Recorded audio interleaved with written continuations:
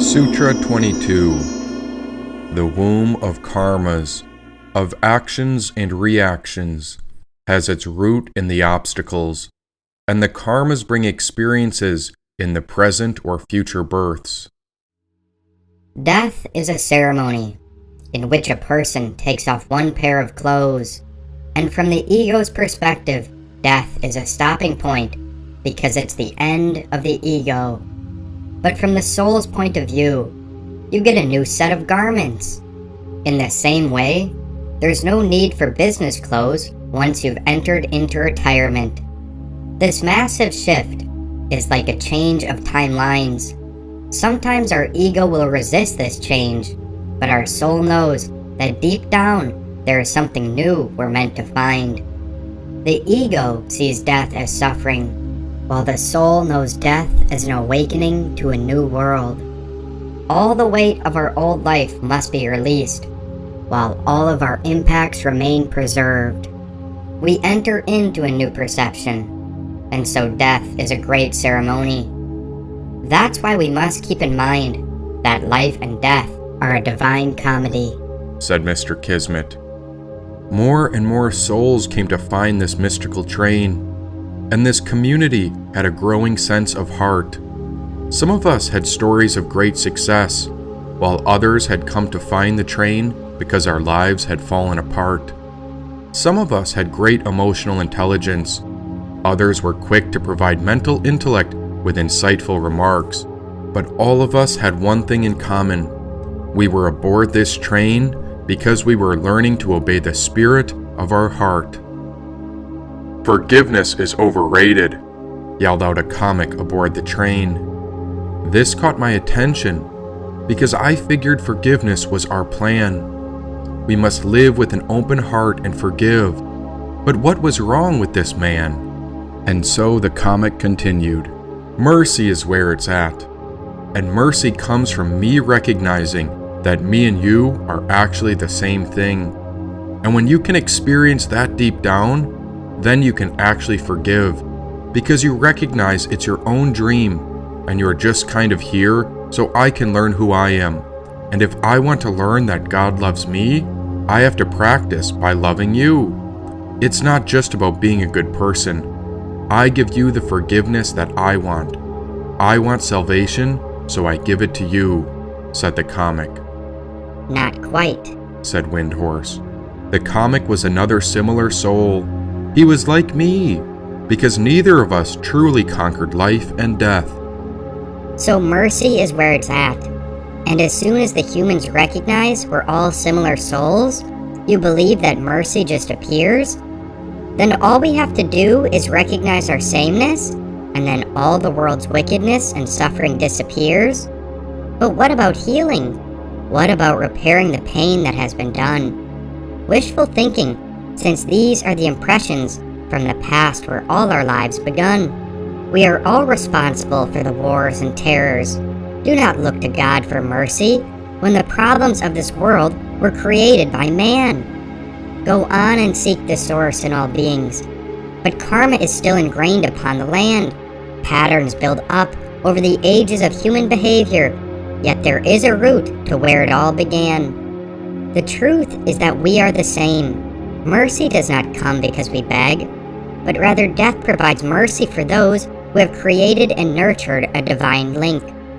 What I mean by this is we must build a connection to the Om, Yahweh, Allah, Jehovah, or whatever we call our spiritual source. We must give up who we think we are, then forgiveness can come forth. And what is karma? It can mean two things: action and the result of action. When we create karma, we reap karma. But when we say karma, we are referring to the reactions of past actions. Every action has a result. Every cause will bear its effect. It is impossible to say which comes first, the chicken or the egg. For instance, how does a tree grow? You sow a seed. But where do you get the seed? From another tree. Which comes first, the tree or the seed? It's impossible to find out. Likewise, It is impossible to know the origin of karma. No one knows where and how it started, but it is here. We see it, and we should try to put an end to it. So, no action goes without its reaction, and these don't go away, but are stored. The receptacle for karma is like a womb. These karmas come back in time. Whether they are seen or unseen, everything comes back, because everything is stored in the mind. If you kill another being, it's like asking death to chase after you, where it will feast and attack. Go on and crucify Jesus upon a cross. Even the Bible has been waiting for 2,000 years for karma to come back. So when you take birth, you are not only enjoying the reactions to previous actions or purging karma, but we are also creating new karma. And since a comic like you wants salvation, you say you're going to give it to me. I'm afraid I have salvation, yet there are many humans who are not yet free. The craving or desire binds the world to suffering, and even a desire of heaven keeps you trapped upon the earth. There you comics create more and more laughs as you spin and cycle through the endless deaths and rebirths, said Windhorse. I could see where this comic had intended to go, but now Windhorse's mane turned blue as its eyes were tinted red. I was so curious about mercy, and I wondered if mercy only comes after death. Of course, everyone wants mercy, and you think then the world will heal. Go on, just tell everyone the soul is the same, so what's the big deal? Will that solve every war? Will it cure the cancer in a dying woman? I'm afraid mercy comes after death. Then the soul truly understands compassion once it's done being human. When I look at the world, there is little mercy in life. Every man and woman alive acts like they're the center of the world and that they alone are right. Year after year, generation after generation, the rich hold their money, piling it up so that they can hold power throughout many ages. Now where is there mercy for the poor? Why can't they see who we really are? Go on and tell all the dictators and kings that we're the same. Then you'll fix this endless war. What we're left with is the karma, and the universe is always keeping count. It's keeping track of every little thing we've done to make sure our soul finds the best route. That's the real mercy. The fact that our spirit never gives up on me or you. It always gives us another chance. It forgives us for our mistakes, and that's how mercy comes into view. After a soul dies, we must learn to forgive ourselves. This is when we receive mercy, only when we are ready to forgive everything else. Age after age, the solution is forgiveness, but yet the humans wish for mercy instead. They'll prove their points with bombs and bullets because certain countries realize this means of production increases business. As the world builds more bombs, I wish someone would run and tell the leaders that we're all the same so mercy appears. Quick before they blow up the world, spread the word and tell them that mercy is where it's at, because of course it's better than our fears, said Forgiveness. I looked down to Forgiveness, and for the first time I noticed a twinkle in his eyes, as if he was coming back into my life, even though I swear we had already died. And for as long as I knew this black cat, he was quite timid and often on his own. Why, I never understood why the black cat barely ate. Why on earth did Forgiveness prefer to be alone? I took some food in my hand, and I offered it to the black cat. I gave him compassion because my heart broke for its suffering, not because I wanted Forgiveness back. I would live and die with my own choices, and it was up to us to make up for an entire world's past mistakes.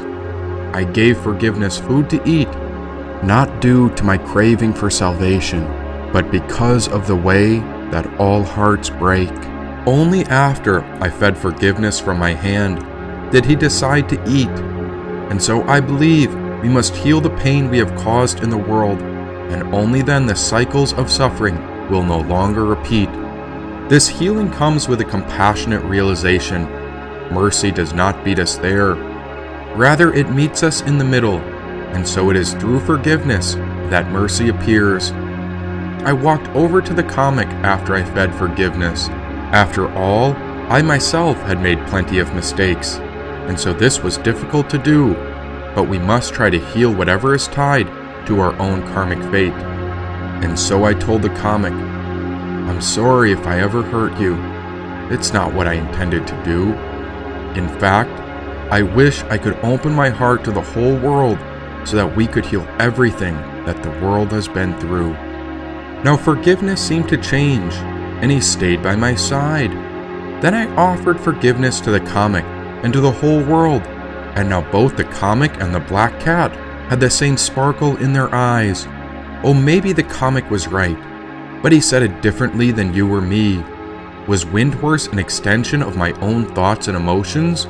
And maybe all of our perspectives were here to help set us free. Now the comedian came near, and he appeared quite sincere, but I didn't know if I could trust him, and so I felt an emotion arise which I knew as fear. He could tear me apart, rip me to pieces with words, insult me so badly that everyone would laugh in my direction based on the jokes they heard. Before he even spoke, I silently begged for his mercy. He had the power to throw me into anxiety and depression if he decided to unleash a comical assault upon me. And so the comic spoke. "If I didn't make you uncomfortable, you would have never moved. And the same potential you see in that cat named Forgiveness is the same potential I see within you. You've got to grow now or never. Otherwise that Windhorse could get out of control. Do you realize you're holding the reins? I cry out for mercy because I can't stand to see the trauma imprinted upon our worldly soul. When I look out into the world, I realize my comedy is not for everyone, but I am one for all, and I cannot stand to see what these terrible wars have done. People are dying. We are forsaking the children of earth. I beg for mercy, please, for these people, because I cannot stand to see so many humans suffer and hurt. Wake up, protectors. Do not succumb to defeat. We've got all the potential of our soul within us. Let us bring it forth so that the terrible patterns of war and terror do not repeat. It seems we've all found the white horse, and so all of us are holding a thread of its reins. We're all tied into it together, but from my perspective, the horse seems to respond to whatever you seem to be thinking. You're so tied up in a story, and I don't know if you can change things from where you are, but Windhorse's moods seem to change depending on the size of the spiritual fire flickering in your heart. The moment you get weary, so does your Windhorse, and the moment you're motivated, then emerges the powerful spiritual source. Breathe in and she'll gallop.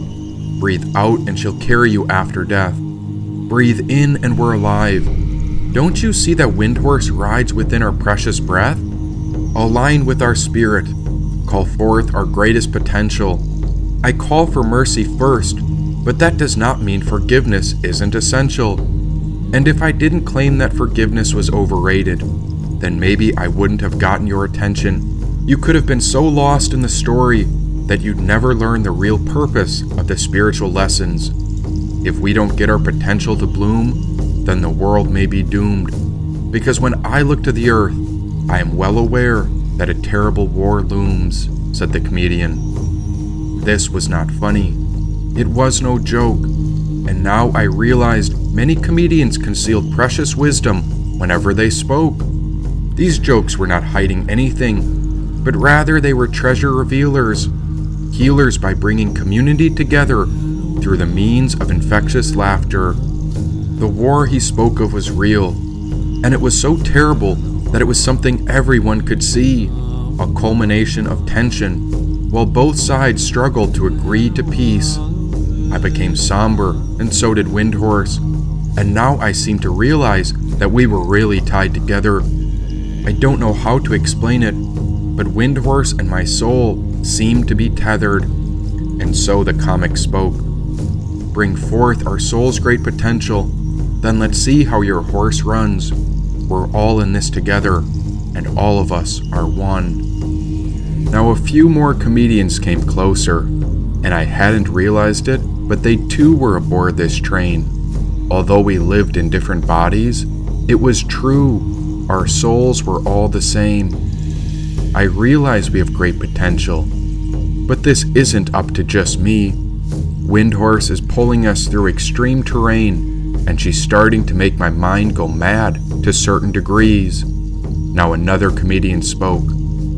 Greatness and madness are next door neighbors, and they often borrow each other's sugar. And one of the most fascinating lessons I've absorbed about life is that the struggle is good, and I wish we all learned that sooner.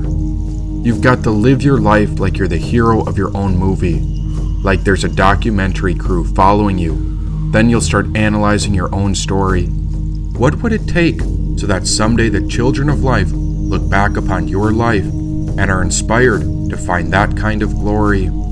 They'll look at our lives with pride. They'll understand why you did what you had to do. And once you get your shit together, the children of life will be safe, and they'll follow us to learn the truth. I love a success story, but even more than a success story, I like a dude who messes his life up and then gets it together again story. Those are my favorite stories. You've got to get things done, and when you actually do these things, the world will know success. Give everything you've got until you've got nothing left. Pursue difficult things, and through accomplishing, you learn something about yourself. You'll discover that we all have this ability within us, and if you light that fire within you, the idea might catch on and ignite someone else. So many living people have not found their path. They sit in their parents' basement, sniffing their own farts, writing online comments while they're pissed and mad. You've got to find fulfillment and growth. You've got to have discipline and grit.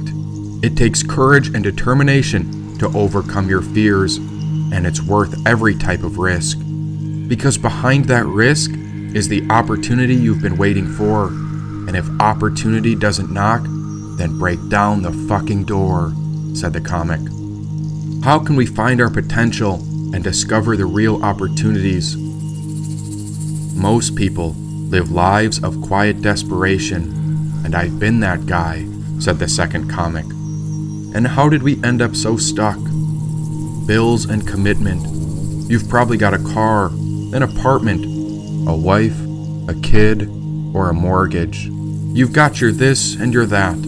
The way you can change that is you have to put aside enough money so that you can create a window, and then you have to have a plan. Then you take all of your waking hours outside of your shit job you do planning your escape. If you've come to the realization that you messed up, that you've gotten yourself stuck, then you make a plan to get out of it. So whatever you're doing, you have to take action like your life depends on it, said the second comic. It was there I saw a third comic, and this one was different from the other two. If not for him, I would not have made it here to share these words with you. You see, the comic named Joe changed me. He planted seeds of inspiration in what feels like a past life. He motivated me with a fiery drive that pushed me beyond any bullshit pain, suffering, and strife. I became a warrior like him, even though I never stepped in a cage or fought. His words helped pave a pathway within my brain so that I could remember the track toward fulfillment in case I ever got lost. Well, once again, I was as lost as one could ever be, but looking back, I now understood that we can believe in the real magic of comedy.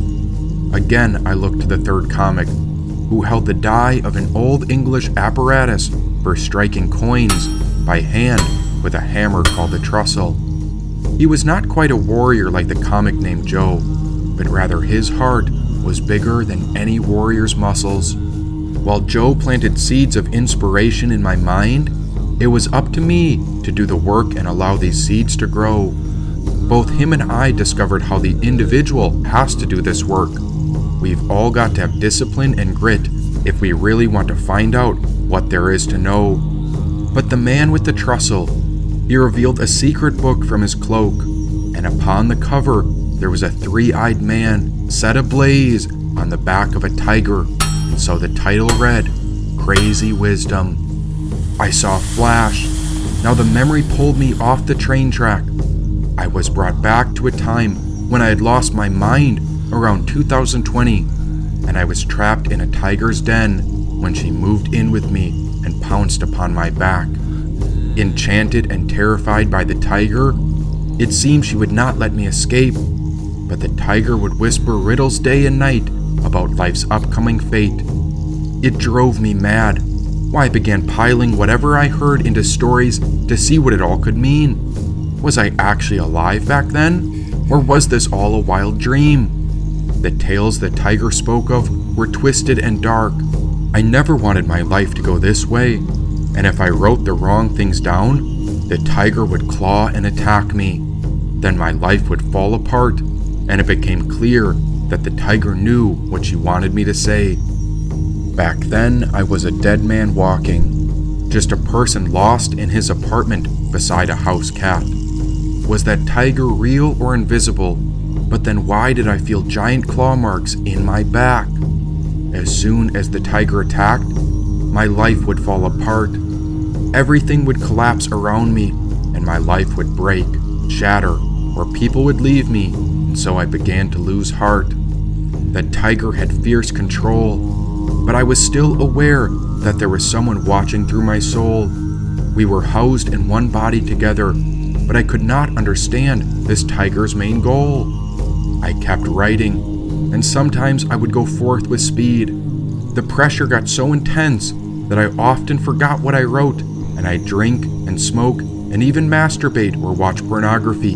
It was all a wild dream, because nothing was as it seemed. Then the tiger spoke consciously about something arising that was quite extreme, like a hint or a secret, and so I knew I had to listen. That's when the tiger led me to this third comic with the Trussell, who came through a screen and talked about the secret book called Crazy Wisdom. On the cover, I saw that tiger. Then I noticed the man on fire. It was then I realized that I'd written that book ages ago, but I could not remember what had all transpired. And so the comic with the Trussell spoke. Life is an art, and you have the power to create a masterpiece. It's not about getting through life. It's about experiencing it fully. Embrace uncertainty, because that's where the magic happens. Love is the ultimate healer, and it starts with loving yourself. The man with the Trussell raised the hammer, and then he began striking a gold coin that was under great heat. And so he continued. Courage comes through suffering, and I can't guarantee if we'll find victory, but I promise I won't give in to defeat. When we see beyond life, we realize death is a great veil. You just let go of the breath out. This is called the exhale. But after that, something goes on. This is a distinct set of features that our life is imprinted upon. All you've done and all you've ever become is coded within your soul, and the soul knows every address and body you've lived in. In this land, we walk among those who are ruled by their ego. Living in bodies, they are focused on themselves as they decay. They are living to die, but only those who are dying to live have truly found the way, said the comic. What way? When you walk upon the way appears, he answered. Everyone paused while I pulled up an episode of the Midnight Gospel that night. I just wanted to show the comic that the episode with the cats, well, it saved my life. And the truth? I am terrified of you. That's the truth. You guided me into this many, many months ago, and I've been nervous ever since. I heard you say that you don't have any regrets, but now you've got one by pulling me into this. And as I'm thinking about this, being connected through this with you, I realize that the way I feel about you is the exact way I feel about love. That it's terrifying. I don't think I deserve it, but I desperately want it in my life. And I think that's the way I feel about you, I told the comic with the Trussell. There I looked within and saw Wind Horse. She showed me a story about the Tibetans. when a man at the age of 16 lost everything. His whole way of life was destroyed, including his freedom. They burned men, women, and children too. They destroyed the great Buddhist towns, and even after the communists showed no mercy to the Tibetans, these monks forgave the enemies, and they kept forgiveness in view. The Tibetans had their land, their homes, and their country taken, but the Tibetan spirit was not destroyed. Still, the effects of this terrible occurrence lingers, and so that karma cannot be avoided. Within my soul, I saw an ancient gathering of Tibetans, the ones who were forced to flee and run. It was through their suffering that they discovered the way, and this was the path home to freedom. It was not the way I would have thought it to be, but Windhorse showed me that those Tibetans were well and free. I saw that there was a path to liberation, and it was through a unique set of doors, locks, and skeleton keys. The Tibetans stored their treasure in teachings, and so they would pass these teachings along with the word of mouth. While the rest of the world seemed to favor material things, the Tibetan spirit continues to reveal the highest teachings of the spiritual route. There I saw 10 goddesses, and they took the form of 10 lands. Who are you? We are the Bhumis, awaiting the horseman, they answered. The vision was beyond us, but it was also within. Were my eyes closed or open? Was I alive or dead? Well, it didn't matter, because my spirit was gone with the wind. With the existence of the root, there will be fruits. In the same way, there is the births of different species of life, and so grows the fruit of their lifespans and experiences. We are those roots. We are that pure land. We are the goddesses, the creatress, and the mother of all human women and man. If you want to discover your great potential, then you must discover all 10 Bhumis. Do this, and you will have fulfilled the great and ultimate duty, said the first Bhumi. This was Bhumi Devi. She is the mother of Earth. She'd taken the shape of the globe, and I saw how the humans had caused her surface great hurt. She was selfless in her offerings, and she did forgive. She wished for the growth of all her creatures, and in her life, she partnered with death. What is the great duty? I asked her. to serve all, to love all, and to remember God. Look over the land, learn to grow and to bloom. That is the aim of every plant, creature, child, woman, and man, she said. And what about the horse? You were seeking a horseman? Can you explain the vision of the old Tibetan lands? And so another Bhumi began to explain. It's best not to force any natives off their land, because the result causes tremendous pain. Over and over it happens, but this is not always the case. America may have taken the land from the natives, but by some miracle, we have learned to hold and share space. This is similar to the African Americans. These people were slaves upon America, and even though there is terrible karma that lingers, together we have managed to hold space for each other. Nature knows that perfection lives in an opportunity to bloom. Now look, Native Americans and African Americans have risen to fame, found freedom, and discovered their soul spiritual boon. There's nothing perfect, there is only life. And even though the past holds great pain, the future is united and bright. We hold perfection in what we can do. So even though there is great tragedies in our past, America has held space for those who we have betrayed, and so no race, creeds, gender has yet to be banished. We exist together upon the land, in tribes or communities.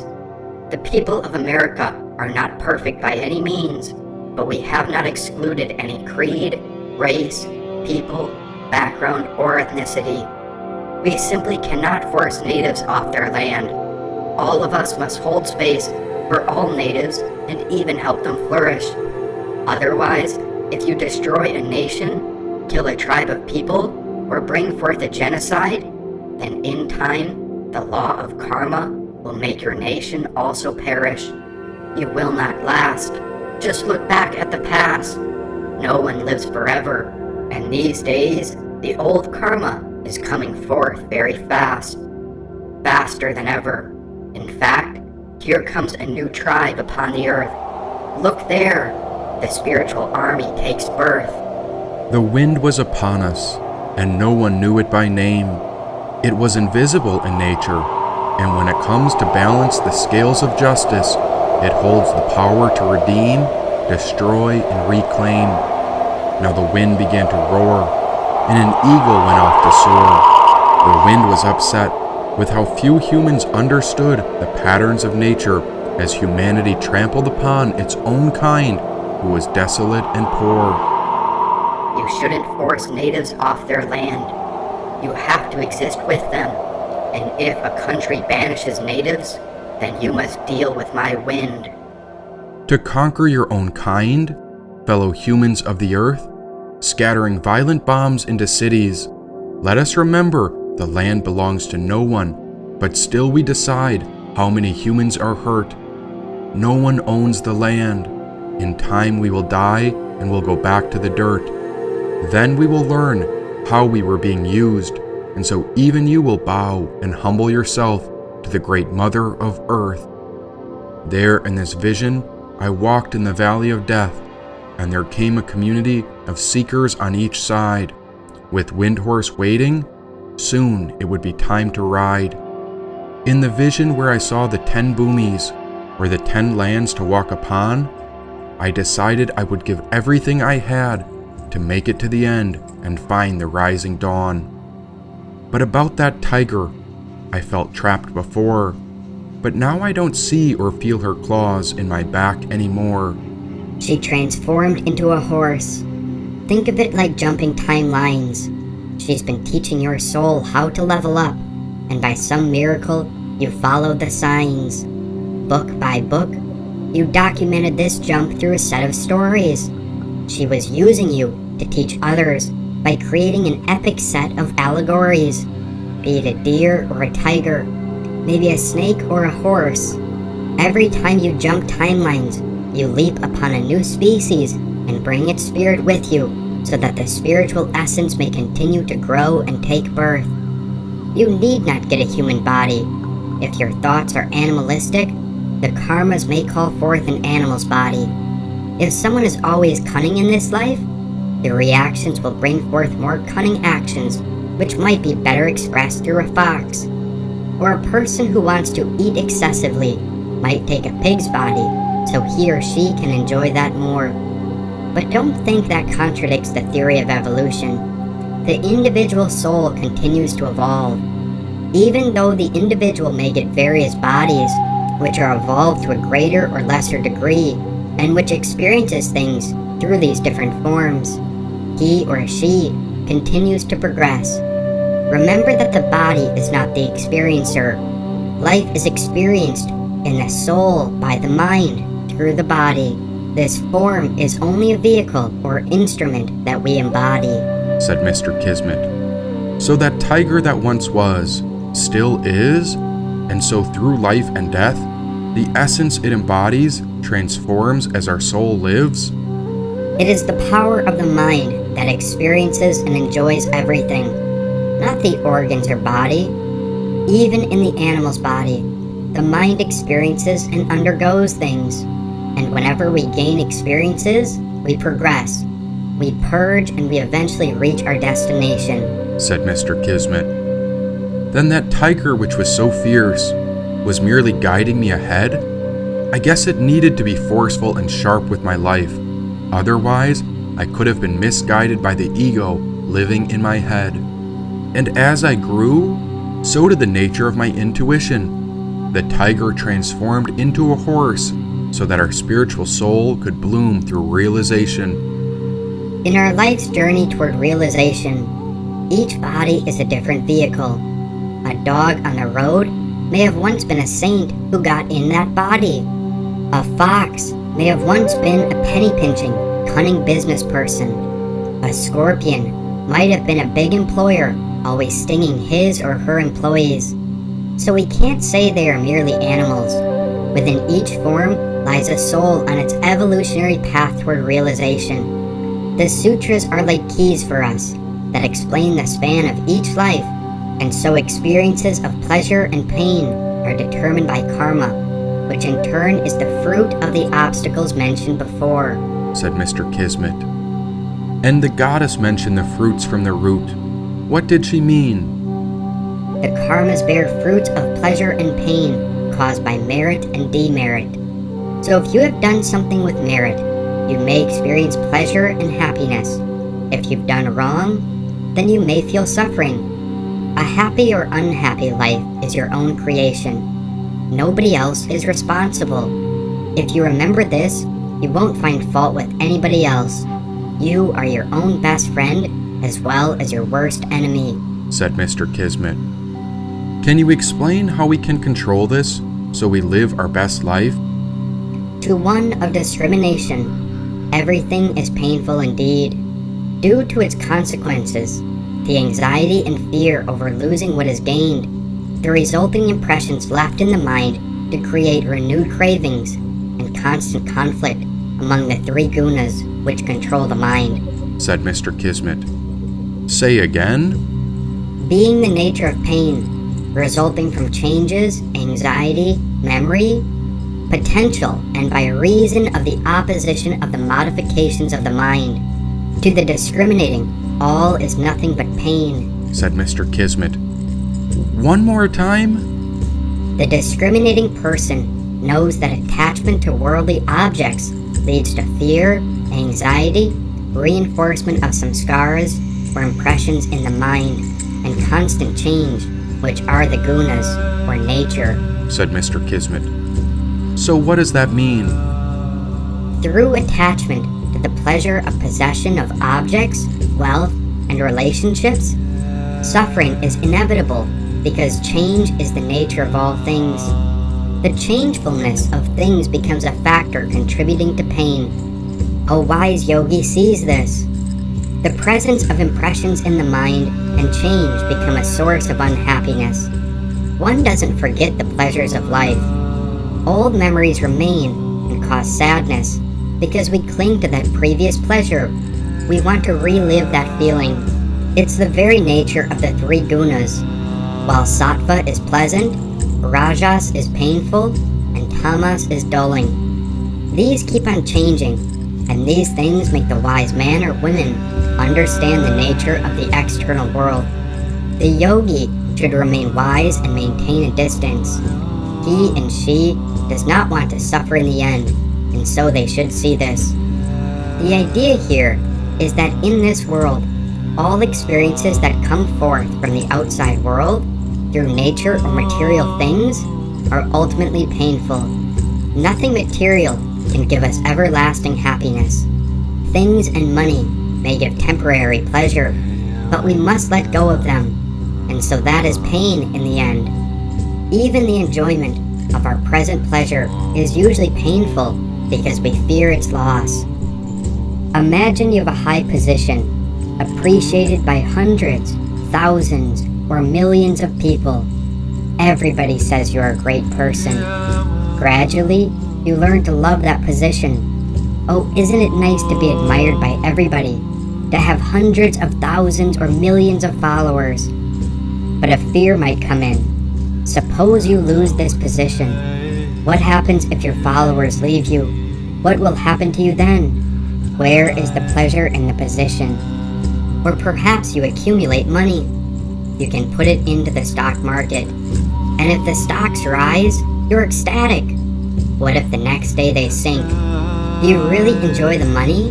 No, because everyone wants to possess it. All our so-called pleasures bring in the fear of losing them. We might lose our position, our money, or our beauty. There are even people who insure their eyes, noses, earlobes, hands, fingers, feet, and toes. They become anxious about even touching things. They are always tense. And it's alright to have a beautiful face.